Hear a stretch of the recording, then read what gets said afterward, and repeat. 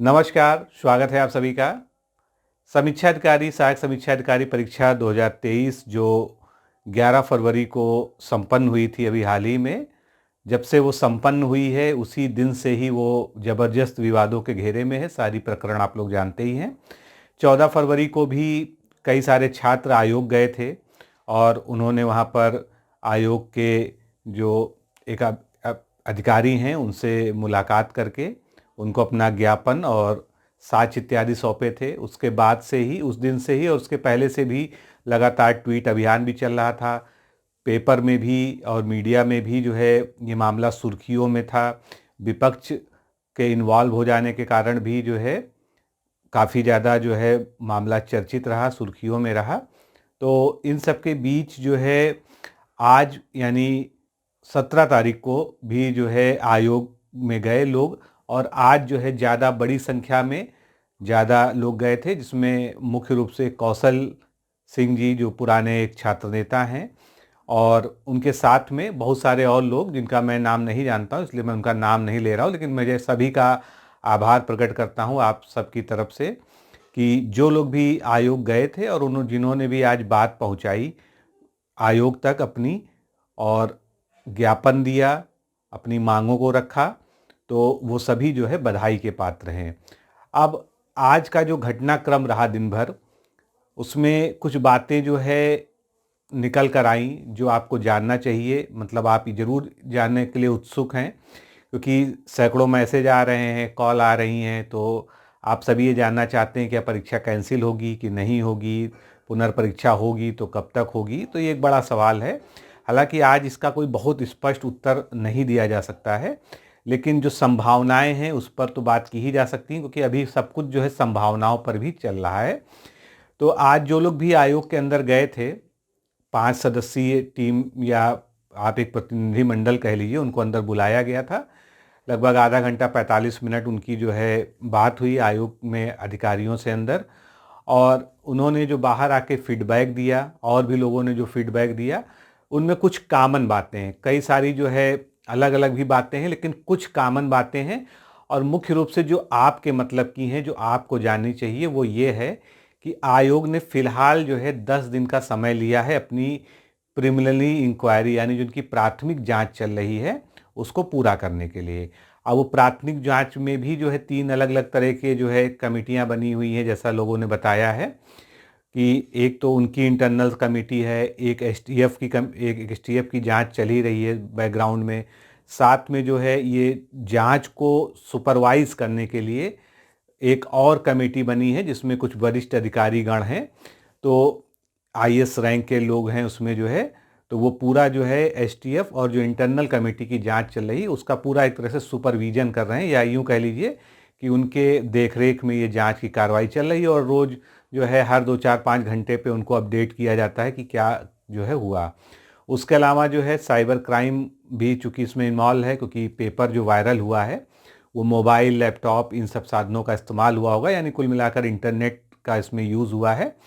तो वो लोग भी जो है जितना साक्ष्य उनके पास है प्राइमरी रूप से, उसके आधार पर जो है छानबीन कर रहे हैं। और जैसा बताया जा रहा है, हालांकि मैं इस किसी बात की पुष्टि नहीं करता हूं, कि काफ़ी करीब हैं वो लोग जो है आईपी एड्रेस वगैरह के थ्रू जो है उन लोग तक पहुंचने के, जो है जहां से ये चीज़ें जो है शुरुआत हुई थी, जहां से जो है पेपर लीक का मामला शुरू हुआ था। तो ये बहुत अच्छी बात है कि शीघ्रता से जो है अगर ये कार्रवाई की जा रही है। आयोग ने ये आश्वासन दिया है उन लोगों को कि 10 दिन में ये पूरी प्राइमरी इंक्वायरी कर ली जाएगी और इसका जो निष्कर्ष होगा उसके आधार पर नोटिस के माध्यम से ये सूचित कर दिया जाएगा कि परीक्षा निरस्त होनी है या नहीं होनी है। निरस्त होनी है तो निरस्त होकर तुरंत कब होगी और ये पूरी प्रक्रिया कब तक पूरी हो जाएगी। लेकिन जो लोग भी वार्ता करके आए हैं, जो फीडबैक उनको मिला है, उनको ऐसा लगा बातचीत करके कि आयोग को प्राइमरी रूप से ये निश्चित ये हो गया है कि ये पेपर तो लीक हुआ है, लेकिन कहाँ से हुआ है, कितने पैमाने पे हुआ है, इन सब विषयों पर वहाँ पर जांच चल रही है। लेकिन परीक्षा निरस्त होने के उन सभी के अनुसार 99% चांसेज हैं कि परीक्षा निरस्त हो, जो कि एक अच्छी बात है और यही हम लोग की शुरू से डिमांड भी रही है। कुछ लोग कह रहे थे कि ट्विटर अभियान का बहुत फ़र्क नहीं पड़ेगा। आप ये विश्वास मानिए कि जितना फ़र्क जो है वहाँ जाने का पड़ता है, उससे ज़्यादा जो है फ़र्क ट्विटर का पड़ा जो है। आप लोगों ने 11 तारीख से ही ट्वीट अभियान को शुरू किया था और लगातार चला। लाखों ट्वीट्स हो चुके हैं अब तक माननीय मुख्यमंत्री जी और बाकी सभी को जो है टैग करते हुए। तो इसका एक भारी दबाव है, खासकर मीडिया हाउसेज को भी इसमें टैग किया गया था आप लोग के द्वारा। तो मीडिया का भी प्रेशर है। आज भी काफ़ी मीडिया वहाँ पर सक्रिय रूप से दिखी जो है, जिसका आप लोग जो है कल पेपर में जो है पढ़ेंगे जिसके बारे में। तो मोटी मोटी बात यह है सारी बातचीत कि होम सेंटर नहीं बनाया जाएगा आगे भविष्य में, क्योंकि कहीं ना कहीं एक फैक्टर ये भी जिम्मेदार माना जा रहा है कि होम सेंटर बनाए जाने की वजह से जो स्थानीय लोग हैं, जो स्थानीय दबंग लोग होते हैं, वो लोग जो है विद्यालयों से पेपर लीक कराने जैसी घटनाओं को जो है आसानी से संचालित कर लेते हैं। हालांकि जो इस तरह के प्रोफेशनल लोग होते हैं, जो है पूरा एक गिरोह बनाकर ये काम करते हैं, वो तो कहीं भी कुछ भी कर सकते हैं अगर वो जो है करना चाहते हैं। लेकिन स्थानीय रूप से हावी होने के कारण वो अपने क्षेत्र में जो है ज़्यादा आसानी से इन सब वारदातों को अंजाम दे लेते हैं। इसलिए जो है आयोग ने एक जो है अभी मौखिक आश्वासन ही दिया है कि अब से जो है कोई भी होम सेंटर नहीं पड़ेगा किसी एग्ज़ाम में। साथ में जो है जो पीसीएस का एग्ज़ाम अभी आ रहा 17 मार्च को, उसमें भी जो है होम सेंटर जो है नहीं डाला जाएगा। अब बात रही कि 10 दिन में अगर आयोग ने कोई पॉजिटिव रिप्लाई नहीं किया तो क्या होगा। तो उसके लिए जितने भी लोग वहाँ गए थे उन बैकग्राउंड में उन्होंने अधिवक्ताओं से और जो है हाई कोर्ट के जो वरिष्ठ अधिवक्ता लोग हैं उनसे सलाह मशवरा कर रखा है और उनको जो है पीआईएल बनाने के लिए, पीआईएल ड्राफ्ट करने के लिए पर्याप्त मैटर दे रखा है।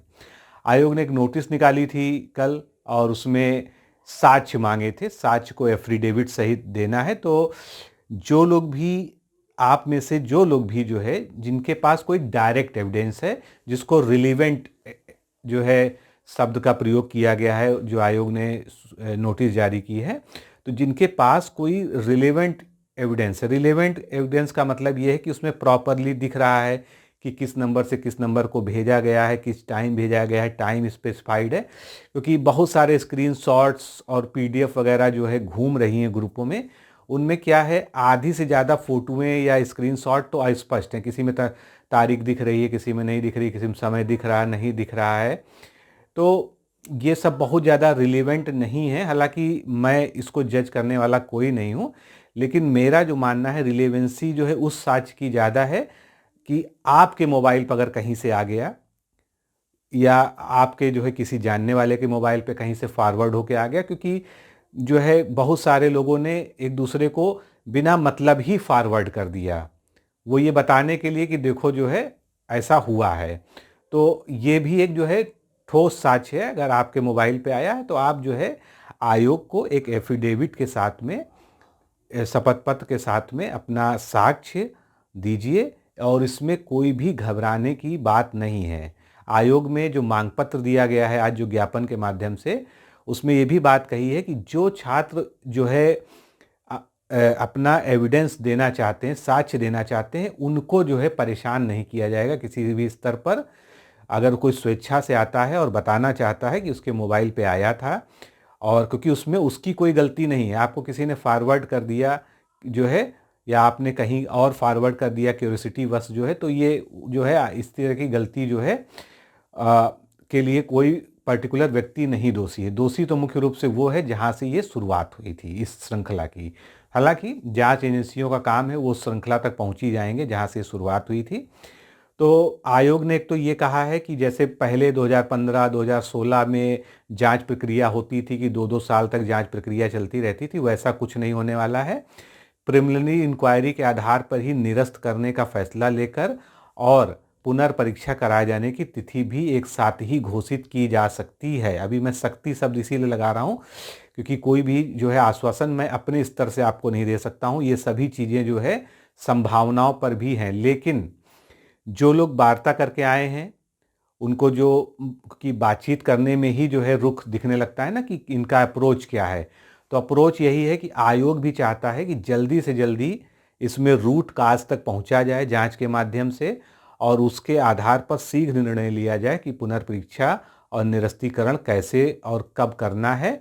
और आयोग द्वारा ये भी कहा गया कि अगर परीक्षा निरस्त की जाएगी तो 10 माह के अंदर ही पूरी प्रक्रिया यानी प्रीलिम्स और मेंस दोनों को ही संपादित करा लिया जाएगा। यानी जो मेंस की डेट अभी जुलाई फिक्स है, तो पुनर्परीक्षा की स्थिति में जुलाई से उसको आगे निश्चित रूप से जो है बढ़ाना पड़ेगा, क्योंकि पुनर्परीक्षा के लिए भी आयोग को कम से कम 1-1.5 महीने का समय जरूर चाहिए होगा सारी व्यवस्थाएं करने के लिए।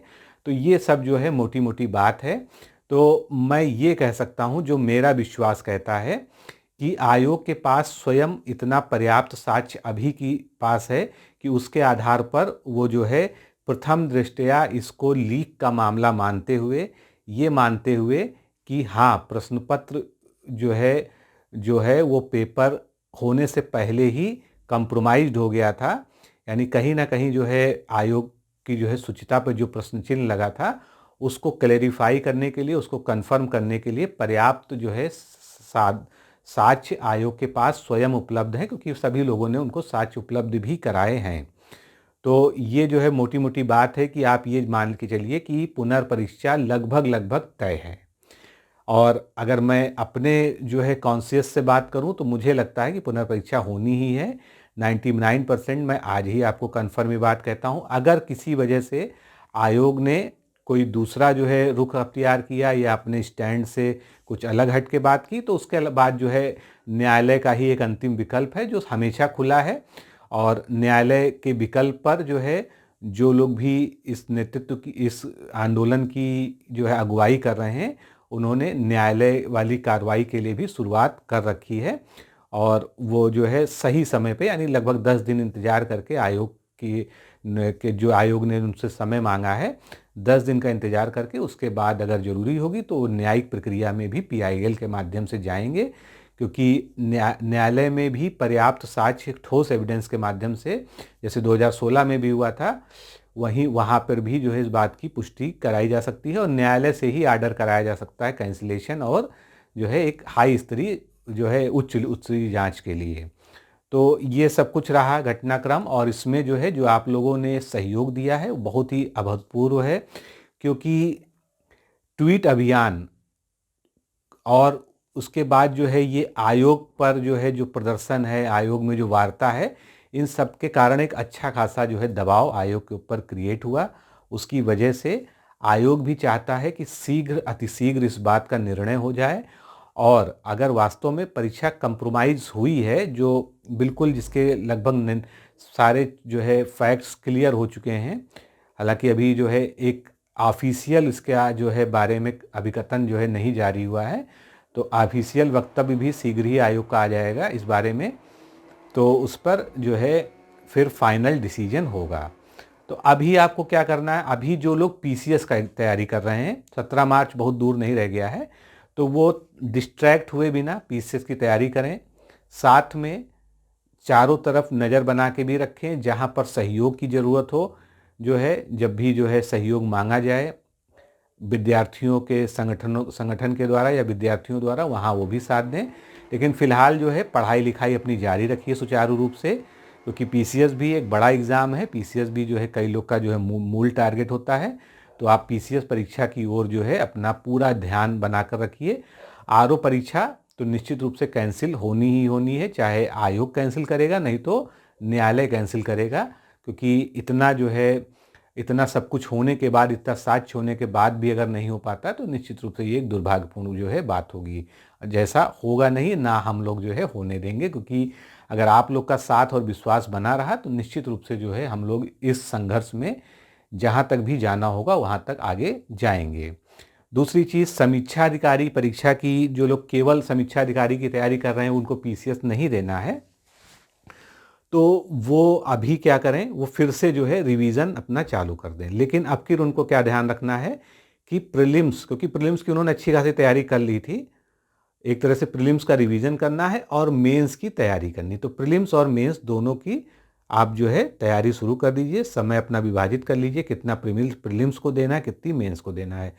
क्योंकि प्रीलिम्स का आधा भाग तो मेंस में भी आता है, ऑब्जेक्टिव पेपर में तो कोई बदलाव है नहीं, आलेखन जो परंपरागत पेपर होता है वही डिफरेंस होता है। तो समीक्षा अधिकारी ही जिनका लक्ष्य है, वो समीक्षा अधिकारी को ये मान के चलें कि पुनर्परीक्षा होनी है, इसलिए आप जो है प्री और मेंस, क्योंकि अब समय मिल गया है आपको। मान लीजिए आयोग ने कहा है कि 10 महीने के अंदर हम भर्ती प्रक्रिया निपटा लेंगे, तो मान लीजिए कि आप जो है 2 से ढाई 3 महीने बाद प्रीलिम्स होता है, उसके 4-5 महीने बाद जो है या 6 महीने बाद मेंस होता है, तो 8-10 महीने का जो है यही हिसाब किताब मोटा मोटा हो सकता है। तो कुल मिलाकर आपके पास पर्याप्त समय है। भले ही आपका जो है ये समय व्यर्थ हुआ, लेकिन अब ये दुर्भाग्यपूर्ण घटना है, इसके बारे में किसी को अंदेशा तो था नहीं, लेकिन आप जो है दोबारा अपनी पढ़ाई को स्टार्ट करिए। और जो प्रश्न पत्र आया था, मैंने अभी जो पीसीएस के लिए जो है स्ट्रेटजी का वीडियो बनाया था, मैंने उसमें प्रश्न पत्र के विश्लेषण के बारे में बताया है। कथन कारण वाले 22 प्रश्न आए थे, सूची मिलान वाले 18 प्रश्न आए थे, 2 कथन वाले जो है प्रश्न 40 लगभग आए थे, कालानुक्रम व्यवस्थित करने वाले लगभग 10 प्रश्न आए थे, वन लाइनर टाइप के मात्र 8 प्रश्न आए थे। फिर करंट अफेयर्स में जितने प्रश्न आए थे सब में 1 से अधिक कथन दिए हुए थे। ज्योग्राफी से लगभग 22-24 क्वेश्चन थे, जिसमें मैपिंग वाले क्वेश्चन भी थे। तो और साइंस के क्वेश्चन जो थे उनका बड़ा टफ टाइप का स्तर था, मतलब अगर देखें तो इंटरमीडिएट लेवल की फिजिक्स वगैरह पूछ रखी थी उसमें। तो थोड़ा सा उस प्रश्न पत्र को दोबारा उठाइए, दोबारा उठाकर उसका विश्लेषण कीजिए कि आपने जो प्रश्न किए हैं उसमें से कितने आपके सही हो रहे हैं और किन एरियाज से आपके प्रश्न गलत हो रहे हैं और कौन से प्रश्न आपके गलत हो रहे हैं। अगर कालक्रम वाले प्रश्न आपके ज़्यादा गलत हो रहे हैं तो कालानुक्रम पर ज़्यादा ध्यान दीजिए, कथन कारण वाले गलत हो रहे हैं।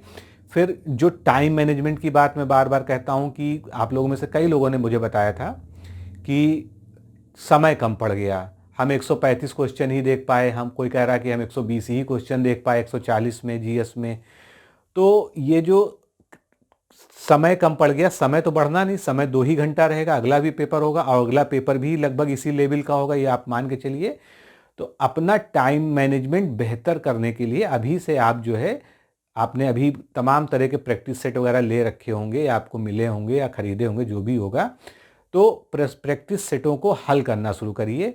पुराने प्रश्न पत्रों को भी एक प्रैक्टिस सेट मानकर हल करिए और जिनकी तैयारी में जो भी कमी रह गई थी, क्योंकि ये आकलन आपको स्वयं करना है कि हमारी तैयारी में क्या कमी रह गई थी। और आपने अगर जो है सुपरफिशियल केवल तैयार कर लिया था, जैसे करंट अफेयर्स केवल आपने वन लाइनर रट डाला था, तो आपने देख ही लिया जो है कि फिल्म फेयर अवार्ड वाला क्वेश्चन जिस तरह से आया, बाकी क्वेश्चन जिस तरह से आए, तो वन लाइनर रटने से काम नहीं चलेगा। आपको जो भी टॉपिक पढ़िए जो आपके हिसाब से महत्वपूर्ण है, अगर फिल्म फेयर अवार्ड की ही बात करें तो उसमें बेस्ट फिल्म नाम याद रख लेने से कुछ नहीं होगा, उसको कितने अवार्ड मिले, उसका डायरेक्टर कौन है, उसमें कौन से जो है कलाकार हैं, उनको भी कोई क्या अवार्ड मिला है कि नहीं मिला है, तो मतलब थोड़ा सा जो है डेप्थ में जाना जरूरी है। प्रश्न जो जो डिमांड कर रहे हैं वो क्या डिमांड कर रहे हैं कि आपको कोई भी टॉपिक जो है सुपरफिशियल केवल ना पढ़ा हुआ हो, आपको उसके बारे में थोड़ी सी गहराई भी पता हो, तब जो है आप सही तरीके से उस प्रश्न को हल कर पाएंगे। क्योंकि अगर आप देखेंगे सूची 1 और सूची 2 के सुमेलन वाले भी प्रश्न थे, उसमें भी जब तक आपको 3 नहीं पता थे तब तक आप चौथा तो मान लीजिए पता ही ना हो, लेकिन 3 पता होने पर ही आप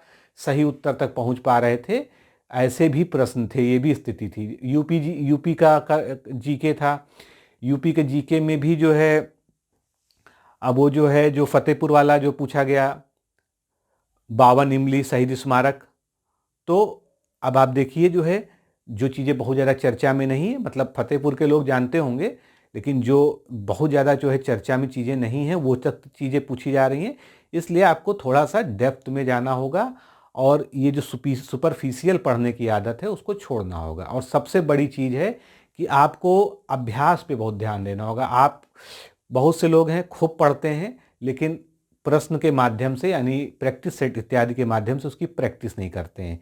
दूसरी चीज़, खूब ज़्यादा पढ़ते हैं लेकिन रिवीजन पे कम ध्यान देते हैं। जितने भी प्रश्न गलत होते हैं उसमें मैक्सिमम कारण यही होता है कि आपका रिवीजन कहीं ना कहीं कमज़ोर है। तो अब आपको पर्याप्त समय मिला है, जो भी आपने पढ़ा था उसको थोड़ा बेटर तरीके से पढ़िए, थोड़ा डीप तरीके से पढ़िए और अच्छे से जो है रिवीजन करिए।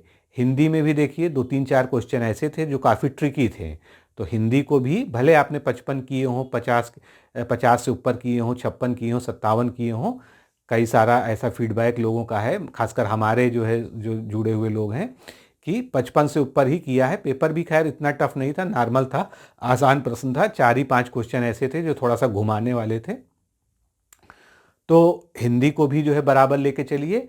और प्री कम मेंस, क्योंकि अब मेंस को आप अलग मान के ना पढ़िए। आपको अब जो समय मिल रहा है, चाहे इसको दुर्भाग्य कहिए चाहे इसको सौभाग्य कहिए, आपको जिस वजह से भी समय मिल रहा है, अब आपको इस समय का सदुपयोग करना है प्री प्लस मेंस के लिए। क्योंकि अब ये मान के चलिएगा कि अगर आयोग री एग्ज़ाम करा रहा है तो जो इतना लंबा गैप दिया गया था कि फरवरी में 11 फरवरी को प्री होता और 27 जुलाई को मेंस होता, इतना लंबा आपको गैप नहीं मिलना है। उस समय तो ये गैप लग रहा था कि प्री कर लेंगे तो मेंस आराम से हमको 6 महीने का आराम से समय मिल रहा है। लेकिन अब ये समय इतना लंबा आपको नहीं मिलेगा। हो सकता है कि आपको मुश्किल से 4 महीने मिले या 3 ही महीने मिले प्री मेंस के बीच में, या 4 महीने मिले। तो इस वजह से मैं आपसे यही कहूँगा कि प्रीलिम्स प्लस मेंस दोनों ही एक साथ पढ़िए। निबंध वगैरह का भी अभ्यास करिए, मुहावरों का अभ्यास करिए, जो कुछ भी मेंस का सिलेबस है, एडमिनिस्ट्रेटिव वोकैबुलरी, कंप्यूटर जीके इत्यादि सभी की जो है तैयारी अभी से करिए। अपना एक शेड्यूल बना लीजिए कि हम 4 घंटा मेंस को देंगे, 4 घंटा प्री को देंगे, तो आपकी जो है समुचित तैयारी हो पाएगी। या मेंस को थोड़ा कम भी समय देंगे तो चलेगा, लेकिन मेंस को समय देना है।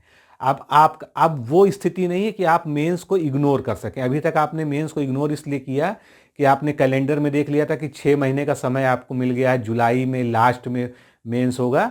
निश्चित रूप से उतना समय पर्याप्त था। अगर आप केवल मेंस की तैयारी करते उतने बीच में तो आराम से हो जाती। लेकिन अब जो जो घटनाक्रम हुए हैं, और अगर दोबारा ये पेपर जब भी हो अनाउंस होगा, तो ये जो गैप है ये बहुत ज़्यादा आपको नहीं मिलने वाला है। तो मेरी सलाह यही है कि प्री प्लस मेंस की आप तैयारी एक साथ एक जो है अच्छे शेड्यूल के साथ करिए, और प्रश्न पत्र को अच्छे से 2 बार 4 बार पढ़िए।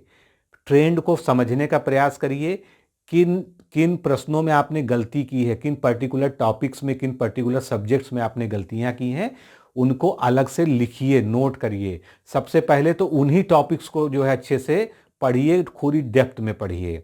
और करंट अफेयर्स जो है, करंट अफेयर्स अब रेगुलर पढ़िए, ये नहीं कि आखिरी के लिए रखिए। आप लोगों ने अभी बहुत लोगों ने यही किया था कि आखिरी के 1 महीने में करंट अफेयर्स पढ़ा था। अब आप ये मान के चलिए कि आज से ही आप करंट अफेयर्स डेली की तरीके के पढ़िए, उसका अपना प्रॉपर नोट्स बनाइए। और जो है करंट अफेयर्स चैनल पर भी शुरू होने वाला है, पीसीएस के लिए भी रिवीजन शुरू होने वाली है, शुरू होने जा ही रही है। तो इसका बहुत ज़्यादा आप ध्यान रखिए कि करंट अफेयर्स ने आपको इस बार जो है बहुत परेशान किया है। तो करंट अफेयर्स को आप डेप्थ में पढ़ना है तो आपको डेली बेसिस पे पढ़ना होगा।